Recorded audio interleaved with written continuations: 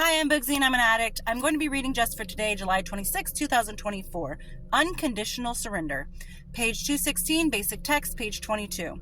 Help for addicts begins only when we are able to admit complete defeat. This can be frightening, but it is the foundation on which we have built our lives. Many of us have tried everything we can think of, exerted every ounce of force possible to fill the spiritual hole inside us. Nothing, not drugs, not control and management, not sex, money, property, power, or prestige, has filled it. We are powerless. Our lives are unmanageable, at least by ourselves alone. Our denial will not change that fact. So, we surrender. We ask our higher power to care for our will and our lives. Sometimes in surrendering, we don't know that a power greater than ourselves exists, which can restore us to wholeness. Sometimes we are not sure that the God of our understanding will care for our unmanageable lives. Our lack of certainty, though, does not affect the essential truth. We are powerless. Our lives are unmanageable. We must surrender. Only by doing so can we open ourselves wide enough for our old ideas and past wreckage to be cleared, wide enough for our higher power to enter. Just for today, I will surrender unconditionally. I can make it as easy or as hard as I choose. Either way, I will do it. So if you haven't noticed, there's kind of a trend of surrendering in sobriety and recovery. And if you think about it, it's kind of a blessing to be able to surrender as a recovering addict. Because when we became addicts, we involuntarily surrendered to the drug. Even if we thought we had control, we had no idea what the havoc that was about to be wreaked on our lives. We didn't know what we were getting ourselves into, in the sense of, I got this. I'm in control. I can stop whenever I want. And then one day, you just couldn't. You just involuntarily and unknowingly and unintentionally surrendered to this drug that became the number one thing for your survival, or so you thought.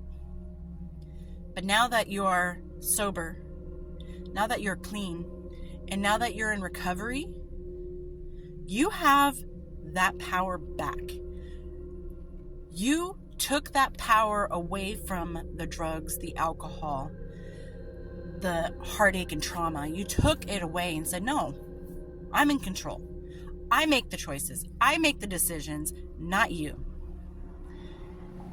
And now you have control to surrender to the things you need to surrender to the things that you want to surrender to. We didn't want to surrender to addiction. We didn't want to surrender to drugs and alcohol. But unfortunately, it happened, and it happens every day. But we're back. We might not be a whole again. We might not be complete quite yet, or feel as if we've gone that much further from addiction. But we do have the ability to make our own choices now, without the addict inside of you encouraging you to be damaging to your life, to be detrimental to your health. And it's really wonderful to know that I don't have to do what the addict tells me to do. That addict is nothing to me. That addict doesn't exist anymore, because that addict is being put out of my mind, because I don't have you in my mind telling me we need another fix. We need to steal that. We need to take that. We need to come up on that person. We need to lie, cheat, steal to get our fix. That addict is gone. The voice, hopefully, the further in recovery you get, that voice of that addict gets quieter and quieter until it's no longer your subconscious talking in your ear. Now you have your recovery and the new you telling you what to do next. And hopefully you're in the state of mind where your next choice and your next step is a healthy one, and one that's lifting you up. Because we know that steps and stairs go up and down. If you start listening to that addict's voice, that you ran so far from and fought so hard against, your steps are going to go backwards, or your steps are going to go down to that basement that you climbed out of. But we want to go up. And sometimes we find that the surrender that we give to our lives, I surrender having to get up early for work. Okay, I don't want to do that. But you know what? I surrendered to that feeling of not wanting to get up to go to work because it's so early and traffic sucks. But I surrendered to that because I know I have to go. And I have to do that so I can survive. Or I surrendered to giving up on a toxic relationship, a lover, a friend, a family member, a coworker. I surrendered to that feeling of wanting to hold on to something that is detrimental to your well-being.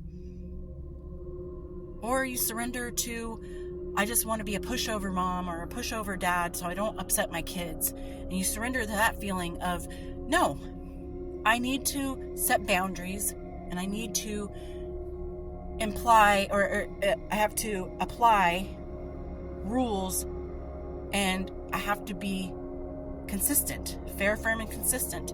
So these things that you surrender to are bettering your lives. And sometimes you'll find that the steps you're taking are 2 at a time, 3 at a time.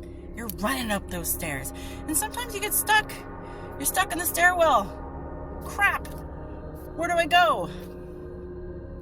Whatever you do, stay where you are. Don't get lost by going back downstairs. Just stay right there. Somebody's going to open that door and let you out. But you just keep going forward. You keep going up. Take the next step. Don't be afraid to give up things that are going to drag you down. Put down the things that drag you down, or you're going to be stuck underwater or stuck at the bottom of the basement, and you're just going to be stuck. Take control of your life because it has been gifted to you to have control again. Surrender is not always a bad thing. You may even surrender to something positive, like, okay, you know what?